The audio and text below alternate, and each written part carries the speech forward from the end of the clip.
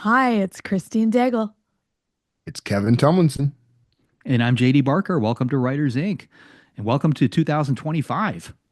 Yeah, Hey, first Yeah. show of the year, man. We're already we're already winning. We're already uh, winning 2025, except for Jenna, who decided she was going to be sick. I'm also sick, So, but I am here. But she has ah, stomach sick, and I just have cough. You can hide yeah. cough on. I well, don't you got yeah, begrudge anybody taking that time. That's fine. nobody's allowed to be sick. Yeah. Yeah, yeah, We don't have time yeah. for that. You guys I don't have time for avoided that. the inevitable visit your relatives and get the post-holiday sickness. I, I've You I've know, been lucky. I mean, with my daughter being in school, like we were talking about this before we started recording, like, Yeah. you're exposed to all kinds of crazy things at a school. And like the first couple of years we were sick, like every couple of weeks, it felt like we just finally, got over something. Then we got another bug. Yeah. A couple times, I think we had two at the same time. And somebody told me once, like we moved to New Hampshire from, like we were in Pittsburgh and Florida before that. Like somebody had told me once that you get, accustomed to like the local viruses. So when you Yeah. move someplace new, all of a sudden you can all get all these new bugs. So there might have been some of that, but like this year, none of us have gotten sick. We've been crazy lucky. And I probably Yeah. shouldn't say that out loud because she'll probably Nope. bring Now you've something home jinxed today. it. But that's why I'm Yeah. sick, because I went to Florida. I'm not used to Florida yeah. bugs. My in-laws were Florida's a here. cesspool. Yeah. You were at Yeah. Disney, right? Yeah, we were at Disney. That's definitely why Yeah. I'm That sick. Yeah, it's a petri dish. it sure Yeah, is. everybody got sick around here except for me. Ah, So, yeah, yay for your immune system. That's yeah, awesome. strong like bull. Yeah. Yeah. All right. Yeah. We were gonna talk about that. So what is your favorite read of 2025? Do you actually have one? I got two. I picked a nonfiction and fiction, but I'm willing to go last if you guys want to talk about yours first. Well, see, now I'm at a disadvantage because I was trying to think of books that I read that were actually published in 2024, because most of the We weren't books specific. I I should have read been were not specific. 2024 books. So my favorite book that was actually published in 2024 was The Spell Shop by Sarah Beth Durst. It was a debut. A friend recommended it to me. It was a wonderful, like, vacation read about a grumpy librarian whose library is burned down by revolutionaries. And she saves a bunch of books, most of them are spell books, and goes to this island where she tries to lay low and be grumpy, but the islanders won't let her, including a handsome merhorse farmer.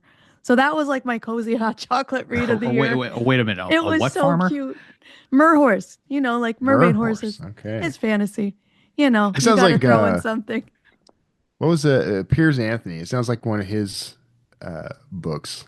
All those like Xanth novels. Remember those? Oh yeah, it was From a so million years cute. ago. It was probably like the only non-thriller I read this year, so maybe that's why it stood out. But also really liked Riley Sager's House Across the Lake, but that was a 2022 book. That's fine. Talk Yeah, but about I it. read that because he Yeah. was on here, and I read the only one left for the podcast, and that book was amazing.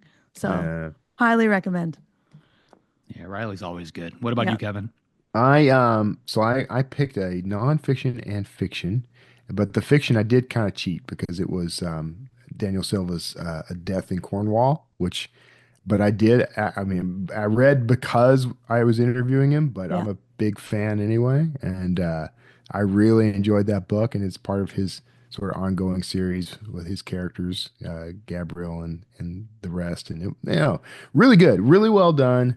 Uh, I loved discovering that he too is a pantser, so that made the book even more exciting for me to like, oh yeah, it can be done. But the other book I picked from nonfiction was Slow Productivity. And this one came in under the wire because I read it right at the end of the year. But um, it's surprisingly inspirational for writers. Like I don't know that he intended it that way. In fact, I know he didn't. He is aiming at kind of the knowledge worker set and how to keep from getting burnt out and overwhelmed and still be productive. But the all of his best examples came from writers and authors, and it actually ended up being a kind of an inspirational book if you are a writer. So I recommend it. It's Cool. fun. I'm crazy predictable, so I even brought props. So my favorite book of Look the at year you. was "You Like It Darker" by Stephen King. Um, I get so many ARCs sent to me, and like I try to read as many of them as I possibly can. And then every once in a while, I get a book that I really, really want to read, and there's only a handful of authors, that kind of bring that out. But this was one of them. But like he wrote a sequel to Cujo. Now, if you've ever read the book for Cujo or if you've seen the movie, like it doesn't end well. It, Yeah. it doesn't really leave a whole lot on the table as far as sequels go. So like I was willing to pick this up just to see how he would pull that off. And he does, So it's just that to me it was one of the best stories in the book. And the fact that he kind of went back to horror a little bit, which he's been really doing quite a bit in the thriller world. Yeah. Just it really reminded me of the stuff that I wrote, that I grew up reading, that I fell in love with as a kid, and I hope he does more of it. See, what I think he should have done was combine Cujo and Pet Cemetery, and then that's a hell of a like he, Crossover. that's callbacks across the board. You got two sequels for the price of one.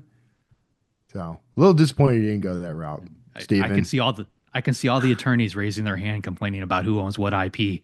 That's the problem with guys like that, with the careers like that. Those the authors of his caliber tend to have their rights spread out like really thin peanut butter. Yeah. I'm just I've saying. run into it, because like he let me use some of his characters from Needful Things and Forsaken, and like every Yeah. one of my books has been optioned at least once or twice at this point, with the exception of that one. And like it always comes up, and like they like the story, they want to make it, and then they hear about the Stephen King tie-in, and then the lawyers raise their hand and they're like, well, but that's option, that's tied to Needful Things. Needful Things is optioned by so and so. We'd have to get permission, and yeah, they everybody just backs away slowly, and like that happened at least 3 or 4 times now. So I've got a feeling like that's never going to get made just because of that. I mean, could you Which get it? Could you do it without those references That's the or thing. Like you could easily strip it out, but yeah, like they don't seem to want to go that route. They want to keep it in there. Yeah. Yeah, because yeah, it's yeah, it's it's almost like it's almost done in a way where it's like an Easter egg. Like it's easy enough to just completely yank it out of there. But yeah, for whatever reason they don't want to do that. yeah, yeah, yeah. What a pain. All Yep. right, we should All probably right. get to the news. First Yes, news of sir. the year. Streaming wars are over and Netflix won. Rivals like Disney are licensing content back to Netflix as competitors focus on reducing losses. That's right, you don't need Disney Plus to see Disney anymore. Aggressive cost-cutting measures coupled with the Hollywood writers' strike helped Netflix achieve record high operating margins. Despite its dominance, streaming remains a low revenue per subscriber business. YouTube is more popular than any streaming service, and its user-generated content and ad-driven model is more profitable. I am really glad to see this because I am boycotting Disney Plus. Uh, we canceled our subscription, and there's some shows on there that I actually do kind of want to see. Um, one show. There's one show on there I want to see, but the rest is like it's just warmed over garbage all the time, and I'm just not going to pay them for the right to Yeah. do that. I've Yeah. had Disney Plus for a long time because I have a son and probably longer than I need it. And as soon as I saw this, I was like, oh yeah. And I canceled my Disney Plus immediately. But So is obviously, everything going over though? Is the whole I don't know. catalog? But I mean, I don't really watch it other than I watched The Bear, which was awesome. But you probably can get that other places. Um, but yeah, like obviously the numbers weren't adding up for Disney. Like it's a pretty low revenue per subscriber, as they said. It's not Yeah. worth their time. Yeah, so it'll be interesting to see what happens. Have you Yeah. guys cut cable? Like, are you strictly streaming Oh now? yeah. Yeah, Oh I have yeah. Yeah, no me cable. too. Years ago. Years ago. Yeah. I've got a reminder set up once a month where I review our subscriptions because it gets completely out of hand. And like with our Yeah. daughter, like she will, like the TV basically suggests stuff to her, and she's already figured out the little codes to just kind of add whatever channel she wants. So I ended up with like all these different ones. Yesterday, I was watching what's it called, Landman. With Billy Bob Thornton, which is really Yeah. good if you haven't had a chance to watch it yet. But I was on like I think a lower tier version of Paramount Plus that had like commercials in it.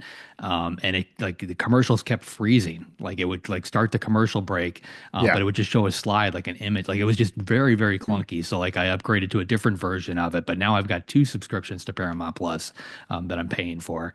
Yeah. Um, So like this is both good and bad. I mean, Netflix like honestly like works better than every like you don't get any of those clunky issues. It never forgets where you are in a show.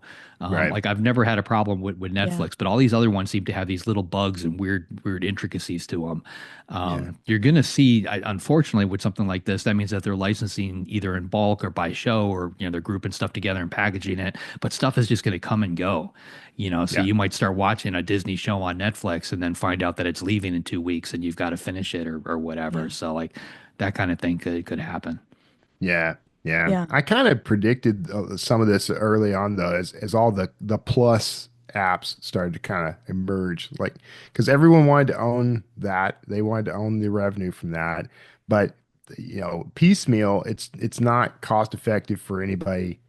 So somebody's going to lose in that fight, right? So like if I'm paying for the one you just described, Paramount, if I'm paying for that, which I am, uh, that means there's one other app I'm probably not going to pay for because I don't want to spend more than I would on cable, Yeah. or whatever. But So yeah, yeah, but Paramount licensed to Amazon Prime too. So if there's something I really want to watch on Paramount, I'll pay the $5 for it, you know? yeah, I don't know. that's the other way this is Yeah. working. I think we're kind of starting to see things shake out. It's going to be interesting to see where it goes. But yeah, I think that apps like Disney Plus should die, frankly. Yeah. I don't think there's any need for it, and I think that it gets a little predatory, especially after that whole thing where they tried to use their terms of service to keep that guy from suing because he Hmm. was at the Disney, a restaurant at the Disney Springs or whatever. It's like if we're going to start doing things like that, I just want to see them all go. Yeah. All So right. JD mentioned the odd pauses. So Kevin, can you answer this for me? Because why do Yes. Substacks, when you're listening to a podcast, not pick up where you were listening to them? Can you yell at them for me? Oh, Because it I drives will me yell at them. insane. Okay. I come Well, back and I don't know where I am in that podcast. I've been communicating with them recently, Okay. so we'll see. I hadn't noticed that, but I'll have to Maybe check it there's because a way I around it and everyone's yelling right now and I just don't know maybe what it is. because But I'm I like don't. literally screenshotting where I'm at in the podcast so I can Yeah, find that's a it again when I pain. go Yeah, back. that's a big pain. Yeah, I host my show on Substack, but I listen to everything on the Apple Podcast app. Yeah. So, yeah, I haven't noticed that. I will ask them There you as go. your duly appointed representative. Thank you. Next up, how co-writing a book threatened the Carters' marriage. No ex-president had a more prolific and diverse publishing career than Jimmy Carter.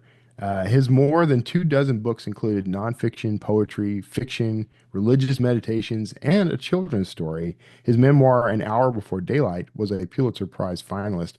Everything to Gain, a 1987 collaboration with his wife, Rosalind, turned into the worst, quote, worst threat we ever experienced in our marriage. The memories differed on various events. Their memories differed on various events, and they fell into, quote, constant arguments. They were ready to abandon the book and return the advance until their editor persuaded them to simply divide any disputed passages between them. In the book, each of the paragraphs is identified by a J or an R, and our marriage survived, he wrote. That's a This one nice just that made me laugh. yeah, that's pretty funny. And then right on the heels, of course, of President Carter's passing. But I can't imagine writing anything in tandem with my wife. That would lead to either divorce or worst case murder. And I would probably be the one. My wife and I went back and forth just on an email yesterday that she had Yes. to send. She opened up a bank account and she was supposed to be getting a particular interest rate because of the amount that she put in there, and she got her statement and it was at like 0.001% rather than 5% interest. So like it was a big difference over 2 months. And I used to work in the finance world, so I know how this works. I know what words to throw into an email that's going to spur the Yeah. manager to get off their butt and fix it. But you have to get a little harsh when you send something like that. And my wife is the exact opposite of harsh when it comes to writing it. So I drafted what I felt needed to be in there, sent it over to her, and told her which words she shouldn't change specifically because I knew what the outcome of using those particular words would be. And she said she stared at it and rewrote it like 20 times, like a couple hours, just going back to it and coming back. And yeah, but it eventually went out and it got the job done. But it took that just to get through an email. Yeah. So I can't imagine writing a book. Carter, I mean, just to give him a shout out, I mean, like this guy has been, I mean, 100 years old. So he's obviously been around for a very long time. But like, I remember in kindergarten, I voted for Carter for president. Like that was, Same. we had the Aw. little We did cardboard that ballot too. box we had to do. Yeah. So like, this is how far back he goes. I'm 53 now. And back in, it was 1990 something, I did a Habitat for Humanity house that he was working on. And we were there for a week, building this house with Jimmy Carter. And Oh, honestly, one of the nicest, coolest guys I have ever met. Yeah. So yeah, yeah. Yeah. I I may have to check out the book, even if him and his wife fought over it. bet. Yeah, it just makes me want to read it even more. I know. I Yeah, was like, I yeah, love kind this story. And I'm never writing with my spouse. So, of.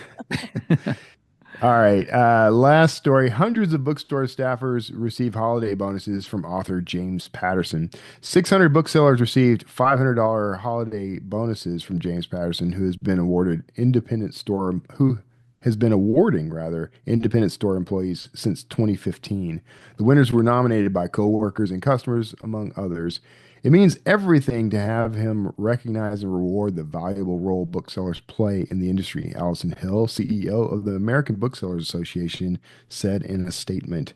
Along with his gifts to booksellers, Patterson has given millions of dollars to schools, libraries, and literacy programs. In 2015, the National Book Foundation presented him an honorary National Book Award, the the lit, man, I'm going to mess literarian? this one. The literarian. That's a tongue The twister. Literarian Award. So I can't be blamed if you also can't pronounce that. The Literarian Award, he said confidently, for outstanding service to the American literary community. AI What a Kevin guy. never has trouble with those words. Nah, that's a lie. That guy's and umming all over the place. Oh, He's a train wreck. Yeah, this is one of those things like he does this year after year after year, and it just it makes me want to get out there and do more. The fact that Yeah. I mean he kept a lot of bookstores alive during COVID, by doing things like this, and a lot of it's not talked about. So like this is definitely something that should be talked about.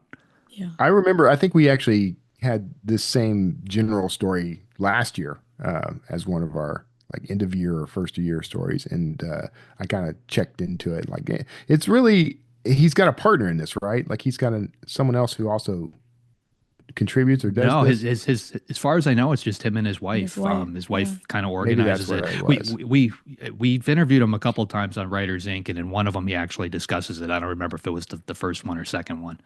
Yeah. Yeah. That's a class act, man. Yeah. Yeah, Yeah. I think the important thing is like in any way that you can give back, and this is something I want the authors listening who maybe, you're not yet at a level where you can do things like I'm going to give $500 to everyone who works for a bookstore, but anything you could do that encourages those people, like that's goodwill, and there's small things you could do. These days it's kind of risky to try to bring along like brownies or something like that. There's allergies, there's people doing funky terrorist-like things. But just writing a nice post and tagging that bookstore, tagging specific people who work there or whatever, something like that goes a long way towards elevating not only that person's like sense of well-being and the accomplishment, but also encouraging the community to think about them, and it gives you a little bit of social credibility as well. So Yeah. Love your booksellers. love your booksellers and your libraries and your schools, Absolutely. do all the things. All right. Okay, JD, who is up this week? This week we've got Wendy Dale coming on. Wendy's the author of the Memoir Engineering System, which teaches you to craft a memoir with a simple 7-step process built on 15 years of experience spent deconstructing thousands of manuscripts. If you're considering a memoir, you won't want to miss this one. Wendy Dale.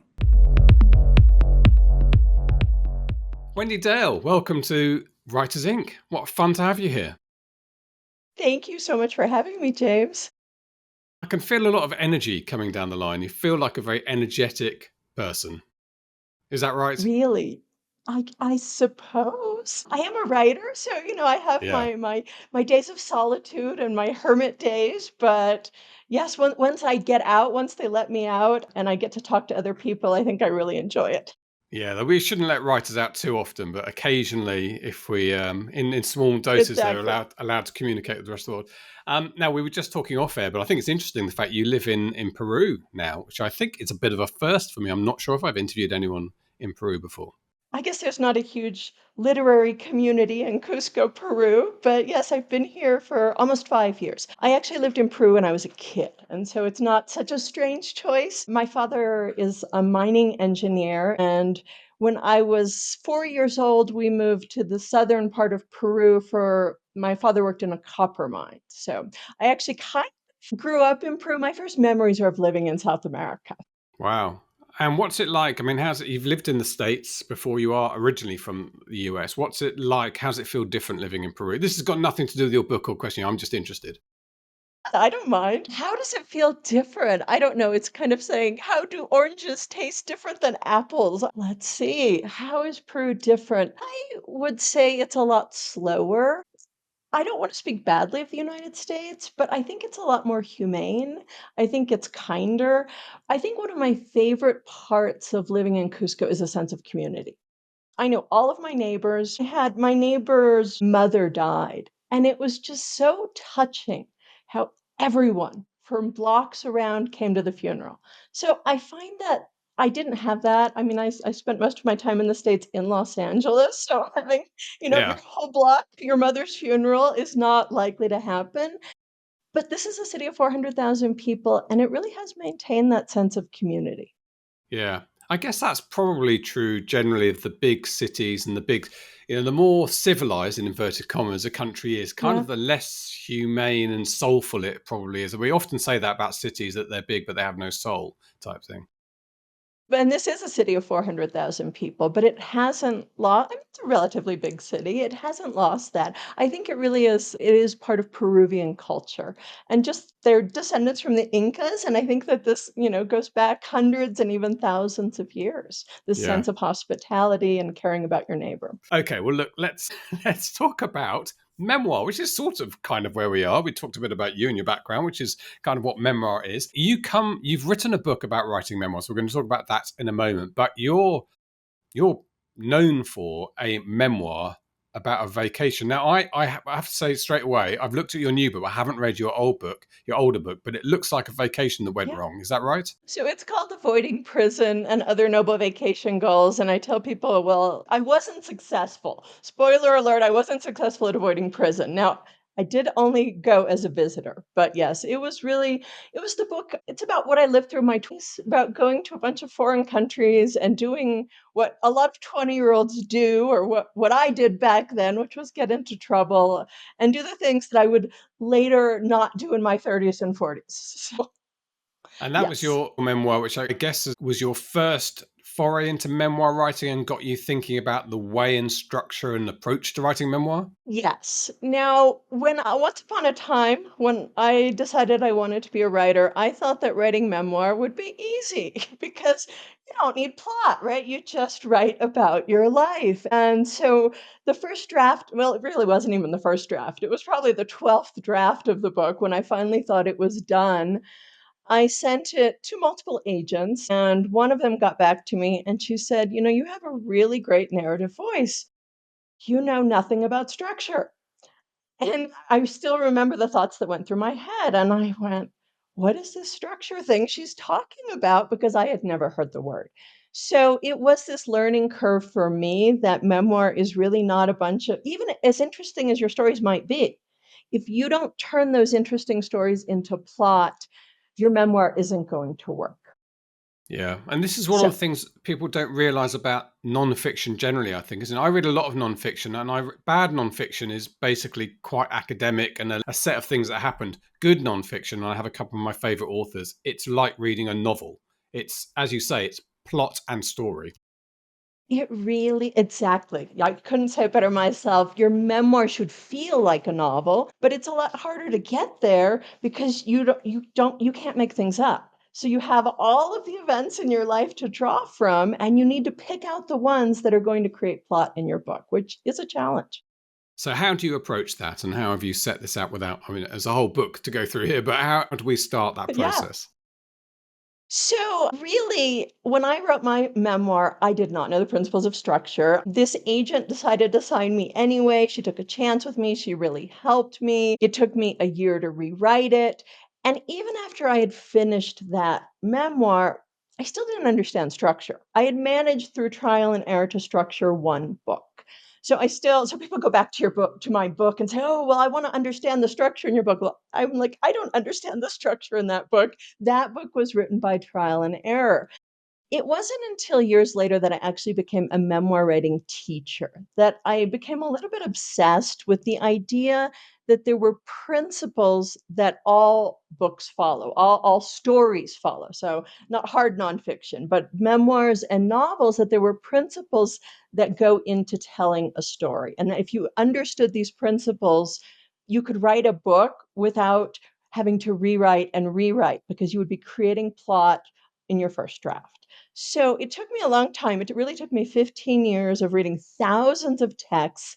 And what really helped was that as a memoir writing teacher, these were imperfect texts. It's really hard to look at a memoir. I way back when I was trying to do my own memoir, I analyzed memoirs and I didn't get very far because they're so well constructed that you can't see what's happening, right? And it's like a bad movie. If you want to learn how to write screenplays, go watch a bad movie, right? Because oh, that's what I would do differently. And you start to learn the principles. So after 15 years of reading thousands of texts, I had come to understand how story actually works. And not to give away the ending, but basically it boils down to there are two components that you're working with in your memoir. And you have scenes and transitions. And when you use them in the right way, you have structure. So you start off. Well, that sounds. I mean, I can already start to see how this works. I guess you start off. Do you start off by kind of writing out headlines of everything you want to include in the book, and then start to see the scenes within them? And how many scenes would Okay. you look at as you'd need for a good memoir? How many scenes you're asking? Is it what you Yeah, said? yeah. I mean, no. I have never been asked that question before. I have never counted. I don't know. That really is a matter of style. Okay. I see some writers have tiny scenes with long transitions. I have some writers long scenes. So I don't really know. Well, I So suppose it depends I on come how from long your scenes are. yeah, I come from a fiction writing background, so I Right. would think Yeah. if I write a thriller, it's short, should be short chapters. I'm not very good at that, but that is probably between 50 and 70 chapters, which are effectively scenes in a Ah, novel. I mean, okay. maybe a longer literary fiction novel might be 35, something like that, because they have longer Hmm. chapters. Is that Hmm. starting to sound like, I mean, because there's got to be, like I was saying just now, there's got to be a relationship here between the basic structure of a story, whether it's a novel, whether it's a science textbook, or whether it's a memoir. It's got to be more or less the same, right? Exactly. So let's go back a step and explain to you a problem that you don't have as a fiction writer that a memoir writer does have, right? And a memoir writer is confusing their memories of their life with a story. So, for instance, let's say let's take a detective story, right? Let's take something that sounds a little bit like fiction, and let's say that you are a detective and you're writing a memoir about being a detective, and so you go and you find this bloody handkerchief in this abandoned house, right? And so, what is the next scene going to be? Make it up, James. What do you think the next scene would be? I think visiting the widow to let her know, and then becoming suspicious about the way she reacts. Okay, there you go. Perfect. Right. So, what a memoir writer will do, if that really happened, is a memoir writer will find the handkerchief and then they'll decide, oh, this is very interesting, but actually, I'm a little bit hungry. So, let me go buy a bagel. And so, they'll have a scene about them buying a bagel, and then their mother will call them. So what is happening? Are you seeing? Is that we have all of these events and they aren't plot. It's a bunch of stuff that a writer remembers. A novelist doesn't have that problem because you have causality. So I do talk in the book about causality. That's how fiction writers create plot. One event brings about the next, right? And so you find the bloody handkerchief, so you go talk to the widow, right? You wouldn't be talking to the widow if you hadn't found a bloody handkerchief. So you only make up what is necessary to create plot. A memoir writer's biggest challenge is taking all of the things they remember and finding plot in there. So the way I have them get there is to understand the difference between scenes and transitions. So you start with your scenes. James, I know as a fiction writer, you're going to be like, how can you have a book without scenes? And the answer is you can't. But I see so many manuscripts that are devoid of scenes because that is another problem I see. Memoir writers are describing their life, right? And so by understanding the principles of structure, we solve all of these problems. So you start with what happens in your book. And what happens, so we start with outlining your book. Outlining is not fun for anyone, but it's really important for memoir writers. So we start with what happens, and those become your scenes. And then, as a secondary step, we talk about how do you connect those scenes. And because how do you connect these? What happens with memoir writers is they remember a bunch of things, but these events aren't related in any way. It's just this happened to me, then this happened to me, then this happened to me, and it's very boring. There's no suspense. And so if you understand how transitions work, in your transition, you have a point that you're making that helps me understand what your first scene has to do with your second scene. So it's not a bunch of stuff you remember. So it's using scenes and transitions in the right way. I know I said a lot there. I think you probably have some follow-up questions. Where did I lose you? Yeah. You didn't lose me. I think it's Okay. and the immediate thing that's popped into my head is that I think this is a challenge, excuse me, for writers of memoir who probably aren't writers generally. They're somebody who has a life story they want to tell, which doesn't make them a writer. So they start off, and your job as a coach for them is to get them out of their own way in a way to just to find a very different way of telling the story from the one they thought they were going to be doing, I imagine. So I work with non-writers as well as professional writers. So I've worked with screenwriters, I've worked with television writers, I've worked with New York Times reporters, and I've also worked with psychologists and lawyers and doctors who haven't written. So I've written with both of them. And what excites me is that the principles work for everyone.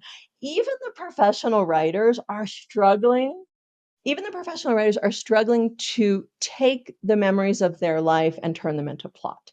They have the exact same problems as newbie writers. They really do. And so the principles allow them to take these memories from their life and turn them into a story. So a lot so one thing I tell people is that there's a big difference between autobiography and memoir, right? Autobiography is a bunch of stuff that a famous person lived through. You're not writing an autobiography, you're writing a memoir. We need a story. There needs to be a search. Do you find people resistant to that? Do they, because it's their story, right? Do they think they know best how to tell it and they don't Yeah. need to do this formula? It's very hard. Emotionally, it's very difficult to leave things out because the story you have in your head about your life, it has all of these events. And I come in and I'm like, take this one out, take this one out, take this one out, take this one out. And can be very difficult for people. But once they grasp it, then they see the value in it. But emotionally, it is a different challenge than being a novelist. Absolutely.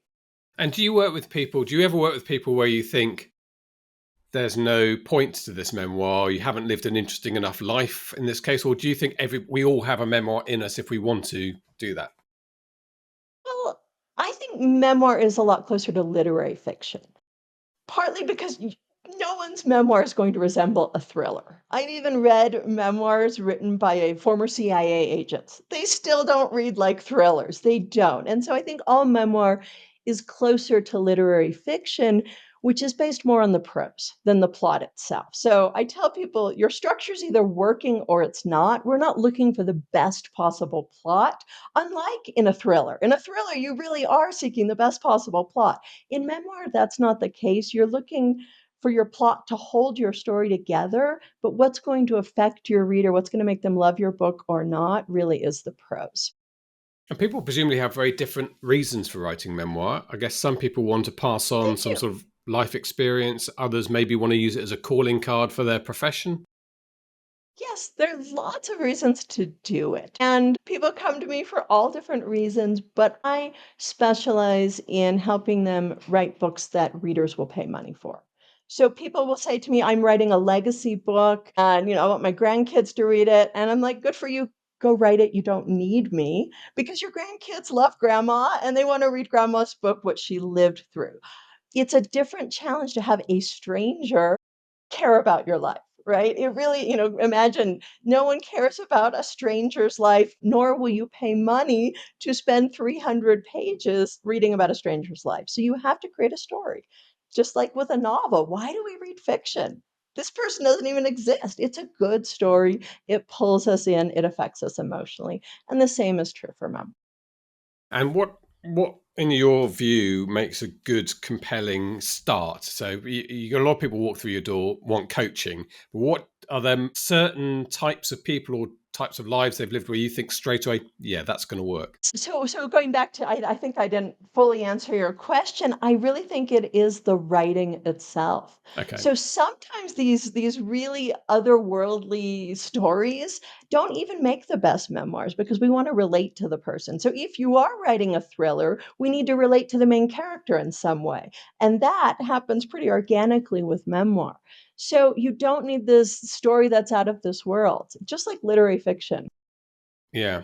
I mean, a few years ago we had, what was it called? There's sort of nickname for it about people who had addictions and stuff. Some sort of lit, wasn't it? Some lit or other.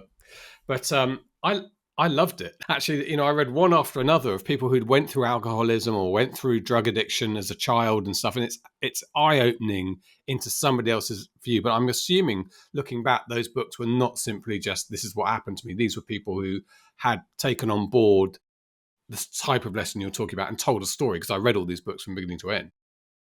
Exactly. They weren't everything the writer lived through. So in order to write a good memoir, you need plot and prose. And especially with memoir, not so much with commercial fiction, but with memoir and literary fiction, the writing itself is really important. And I tell my writers there's a difference between subjective writing and objective writing. And objective writing is what you see. I tell my writers that your book is not a visual experience, you're creating an emotional experience. And the way to do that is with subjective writing. And that is really putting us inside the narrator's head. So that's also what you're referring to. First of all, these books were all about something, they were about overcoming an addiction. So there's a search there, but we're also inside the narrator's head in a way that you often aren't in commercial fiction. So there is this really personal relationship you have with the narrator of memoir. And do you get involved in the content side of things at all with people? Do you sort of encourage them to be more open, to share more? Because that's probably going. In fact, I watched Cher, the singer. I can never say her name properly. On Jimmy Fallon the other night, she was talking about her autobiography she's just written, and she said she rejected her first draft. She read her first draft, and she thought, no, I've got to give more. I've got to tell more about myself. So this is a no holds barred version. And I'm thinking cynically, because I work in publishing, that what happened is she went to her editor and her editor said to her, you're going to have to give us more than this for the advance we're giving you. So she went back and rewrote it and gave a little bit more juice in it. But do you get involved in that side of things, saying, no, you've got to open up here, you've got to give more? Or do you think you decide how much you want to give and we can make the story work? I have the opposite problem. I think people who come to me really are open to sharing and they really want to get their life down on the page. And I tend to say, no, this doesn't go in, this doesn't go in, this doesn't go in, this doesn't go in. So yes, you don't have to put everything in a memoir, I think is your question. There are certain secrets that you can keep. This isn't a tell all book, right? And so you don't have to go to your deepest, darkest secrets. You have to be open, but the people I work with, it's rarely a problem, to be honest with you. They're oversharers. There you go. They're Yeah. oversharers. Yes. Yeah, I think I probably would be as well. I probably won't write a memoir just for that reason. So is there a good market for memoir? There really is. I think that in the same way that people really like true stories, people love the fact that this is a true story. So it reads like a novel. I'm getting a great story that pulls me in and also has the benefit of being true. Not to mention the practical aspect. If you're writing a memoir, it's actually easier to publicize your book because you can go on podcasts and talk about your life as opposed to a novelist. And it's like, well, you can talk about what you wrote, but I think it's easier to publicize memoir. Mm. And I have a list on my wall. I think it's from the Pixar guys from years ago about the kind of rules of story. And one of them is that we admire characters more for trying than for succeeding. And which is something to I love remind it. yourself when, yeah. So I'm thinking this is probably because the other thing people might want to do is maybe we look at our own lives through rose tinted glasses and we forget the struggle that happened at the time, or we're slightly embarrassed about the failures. But that for me, if you want, you talked earlier about having an emotional effect on your readers. That for me is where the emotion would come from, is living the struggle with somebody. Absolutely. I think people are afraid sometimes of looking imperfect. And I tell them we don't like perfect people. We Yeah. really don't. I had a client and she was so many years ago, so perfect. I mean, she had a master's degree. She was married to a man who was not only a doctor, but also a lawyer. She had been a model. So she was beautiful and brilliant. And I just didn't relate to her. And then she started telling me about her problems with her mother, and I was like, "Finally, you're a human being." We really don't relate to perfect people. We see ourselves in problems. We see ourselves in bad decisions as well. That's when we like someone. Ironically, it really is kind of counterintuitive, but being imperfect on the page is one of the best things you can do for your reader.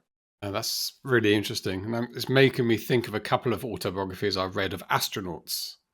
Um, Ah, and without naming any names, two of them, one of them I gave up on halfway through because their opinion of themselves was so high and nothing was too much trouble for them or a challenge for them. And I thought at some point you must have found something hard, but that became nothing to read in the end. And the other guy, exactly. he was a huge name and I wanted to finish the book, but it was a little bit, how great am I over that much of, 2 inches of book. That's not a good plan, right? No, it really isn't. Being yourself on the page is hard to do, but it is what pulls a reader in. We relate to you that way. We see ourselves in you. So you're talking, I mean, this is, I suppose, being objective about the most subjective thing in the world, which is you. How do you even do that? You need to be objective. I think you Okay. need to be subjective about the most subjective thing in the world. Even when I tell writers, even when it comes to describing your characters, I think there's this tendency to describe what someone looked like and to be objective. And I tell people, no, even when it comes to your characters, we want you to tell us how to feel about them. We really do. I guess people are buying into it's a point of view, right? That's the whole point of a memoir. It really is. It really is a point of view. And we need that point of view in order to root for you. Yeah. So tell us about your work. You take all comers, do you, for coaching on memoir? And it sounded like you have quite a range of clients. We do. We have a big range of clients. We usually have people start with a free memoir class and then they reach out to us. We have video courses for people who want to do it on their own, and we also have coaching programs. And you should probably tell us. We'll talk about the book in a second, but tell us where people can find you if should they be interested in some of this. This. The easiest way to find us is freememoirclass.com, which will actually direct you straight to the website. So even if you're not interested in a free class, you'll find other information on the website. That's the easiest place to find us. Book, which we're hoping to time the interview perfectly for you in January 2025, The Memoir Engineering System, Make Your First Draft Your Final Draft, which is a bit of an anathema for fiction writers, I have to say, because we So we we go with the Ernest Hemingway, everyone's first draft is shit comment. exactly. So I hear you, right? I'm not saying that you won't refine your prose, but I really do believe that you get that outline, you figure out the plot of your book beforehand. What kills me as a writer is, right, I love prose so much, right? And writing scene after scene that I just love and then having to throw it out because it doesn't advance the plot. So it really is in a memoir writer's best interest to outline their book first. And that way Yeah. they're not writing draft after draft. So it's interesting to me, and the one big takeaway I've got from this interview is that there's so many similarities to the way that we write fiction books. We're always told by editors, you test your scenes. Does it need to be there? Does it advance the plot? Do we learn anything? Otherwise, strike it. It goes out. That seems to me it's a lot of the same principles. It really is the same principles, but it's much harder for memoir writers. So if you want to become an even better fiction writer, or for it to become easier for you, write a memoir and then go back to fiction.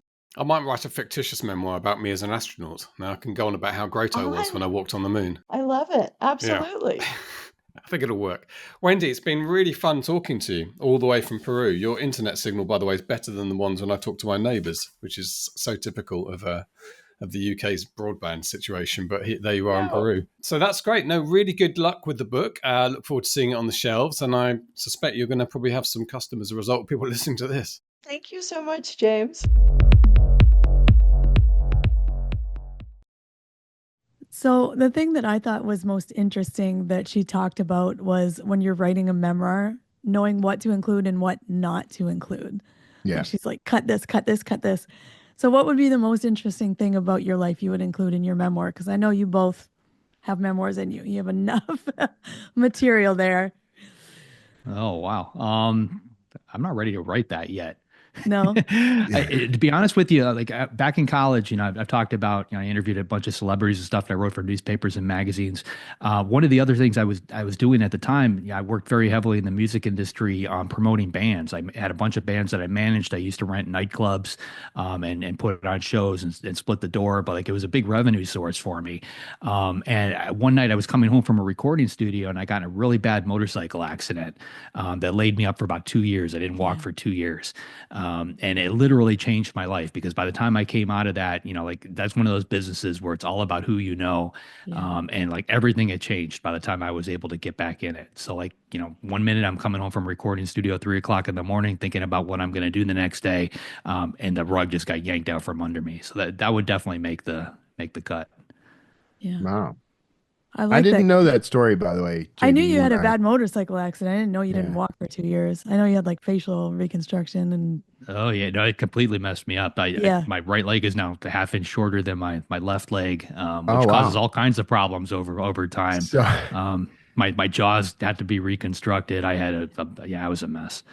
so Yeah. I did not know that, and I wrote that whole scene in the book we're working on about Oh, a no. guy recovering from a motorcycle accident. So I hope that doesn't. Oh, that's right. Yeah, you open with that. Yeah. Anytime it's funny because when I read stuff like that or I see it, like I can't watch Evil Knievel, like anything yeah. like Yeah. that. Like it just like I feel that like in every bone. Like I still feel it to this day. Like where I broke is I shattered my right leg. I broke it in like 6 different places. Wow. Yeah. So that's I do not recommend that. No, I can't imagine that. I broke my leg in one, just the small bone. What's it called? Fibula. And I can still feel it. It still gets pain occasionally based on, I can't imagine breaking your leg in 6 places. That would be, but that said, you gave a lovely answer because yours was nice and focal. This is what my memoir would be about, right? I think it's easy to get like scattered when you have so many things happening in your life. How do you make that? Yeah, that's my problem. I got 2 problems. One, I have this fear that my life isn't interesting enough for a memoir. You've had like 20 jobs. Like people keep telling me things like that, so I'm going to give it a shot. I've got some ideas, but I don't know what to focus on as like a theme because she's right, and Joanna Penn told me something very similar. Like it's not a biography, it's not an autobiography. It's not about that. It's about exploring a theme through the work. And like I got a couple of cool things that I would love to include in a book like that. Like I've been in a plane crash in a vintage warplane, for example, which is an interesting story, but it's not, I don't know that I could build a whole theme around that. But the other one that I was thinking about was this whole story when I met my paternal grandfather for the first time. And I hadn't yet met my father. I had just met my sister. And we had this whole thing where I came and met him in his home, and he was telling me like just a couple of days ago after I got the call from Tina that you were going to come and meet me, I was out in my shed, and like 38 years ago, which was the age I was at that time, he says I was out in the backyard and I took off this puzzle ring and I lost it. I just didn't know where it went, and I was in the shed. And I looked up on just a random crossbeam, and it was sitting there. It had been sitting there for 38 years. And I was thinking, oh my God, he's going to give me this ring. What powerful symbolism, But he's like, isn't that cool? And he puts it back on his hand, And then when he passed away a few months later, Tina reached out and said, I got something for you from him. He left you something. I'm like, oh, he's leaving me that ring. He got it. He got the symbolism. But no, she sent me this pocket knife that he used to carry back when he worked at Dow or something. Like, so nobody but me got that. No one caught the symbolism, the metaphor of the puzzle ring. So I thought that might make kind of an interesting theme, actually. Yeah. You know, I was thinking about this and be like, man, if I had to write a memoir, what would it be about? And everything I thought about it, I was like, that might be interesting, but I don't want to write about that because it's painful. Or like, I'm like, so anyone who can write about that, you know, you both know I had a spouse die of cancer like for 3 years. And I'm like, I really don't want to write about that. That would be a Yeah. horrible thing to write about. And then everything else is That's just like my that's work and it would that's be boring. that's I don't honestly know. what makes That, it the thing you have to write yeah. about. I That's know, what, man. I yeah. don't want to write about that. That would be But just that's, like me crying over a keyboard. it's Like, like, psychiatrists would tell you that, that's how you deal with that trauma. I don't agree with that necessarily. But, no, future if you, focused. yeah, yeah, don't write something that's going to traumatize you Yeah, further. and like that would be That's good advice. traumatizing. I would need to go through therapy while writing that to Yeah. get through it, I would Yeah. think. At the same time, though, you could see where that would be a story that would be impactful and even helpful Yeah, to other people. So yeah, yeah, I get that as an internal battle because yeah. you got to weigh that. Like, okay, you don't. I remember going in and attending back in like high school. We went to this thing at the University of Texas. It was like a journalism camp, and there was a woman there talking about writing like personal essay style articles. And I'm sorry, I'm going to have to use some strong language here, but her advice was don't rape your past as content, meaning don't take whatever strong emotional thing that's happened to you and just prostitute it out basically. Yeah. And that's stuck with me. Like I was probably 16 years old when I heard that, and it stuck with me all this time. If you learn to deal with that, Yeah. if you kind of come to grips with it and you've learned from I it, was just like, ugh, no, no yeah, thanks. I mean, for yeah, some people it would be cathartic. I just don't think that's my personality. And then yeah, I'm like, I think my work is interesting, but I'm like, I do that for work. I don't want to write about it. Writing yeah, is for fun, you know? yeah, But yeah. And the other part I thought was interesting is where she's like, there are these things that aren't scenes or transition, just these coffee scenes that people want to keep in there and they can't let go of. yeah. I don't know. Do you feel like that would be something you would struggle with? Like I need to put this in my memoir, but See, no, readers I might don't not. think I would. I don't think I would struggle with taking things like that out Yeah. because that's the kind of thing that I have to pay attention We do to that in in fiction, right? Yeah. fiction, right? Yeah, yeah. Yeah, yeah, And like It's maybe it's fiction might be different a little bit easier. because Yeah. I've written a bunch of memoirs for other people, so typically the way that starts is I'll interview them. We get a bunch of stuff. Back then it was on tape. In today's world, you've got things like Plaid where it'll transcribe it and put it yeah, all down on paper and stuff for you. But I would get them talking, try to get them talking about the things they don't want to talk about, kind of like what you just mentioned, Yeah. because that tends to be where the gold is. And then I would write it all up. And a lot of times there's always those stories, and like those stories that they want to tell you, the ones that they feel should be in the memoir. A lot of times they're not the stories that need to be in that. Like nobody's going to care about those things, but it's yeah, important to them. So like I would still write that stuff up along with the other stuff that I knew needed to actually be in the book. I would show it all to them. I would show them where our word count was, tell them where the word count needed to be, and you kind of have to backpedal.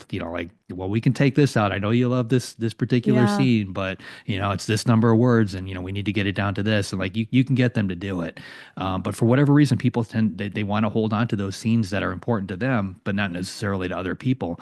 And for better or worse, like Kevin, the stuff that you just described, like this woman said to not use is what yeah. everybody wants. Right, Like right. that's what causes them to pick up that book. So you have to take a step back, I think, and look at it for what it is, which is a product, something you're going to sell in the end. And I you think have to that's act the key, accordingly. though, right? Like okay. I guess her advice really is don't do that simply for the sake of like that's what's going to be a hot market Yeah. product. Do it because I've dealt with it now and I can see the value of it for someone else, right? So Right. it's not, it's really just down to it's a little bit like right to market in its way. Like, you don't want to just start grabbing things out of your past and using them like, all they're good for is content. You Yeah. want to actually do things that are meaningful for others and helpful and useful, but are coming from a place of, health and strength within you.